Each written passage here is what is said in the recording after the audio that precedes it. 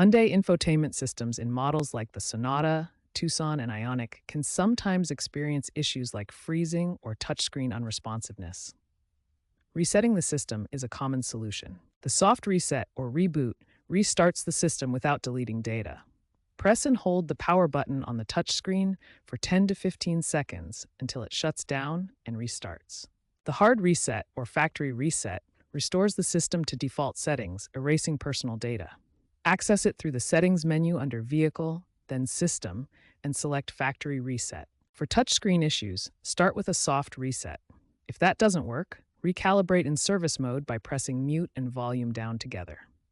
Hyundai now emphasizes preventive resets during maintenance, reflecting a shift toward user-empowered troubleshooting. This is especially useful when fixing bug issues or performance issues with Apple CarPlay and Android Auto. Before performing any reset, ensure your vehicle is parked for safety. For a soft reset, simply hold the power button on the touchscreen for 10 to 15 seconds until the system restarts. This clears temporary glitches without erasing your data. For a factory reset, navigate through the Settings menu to Vehicle, then System, and select Factory Reset.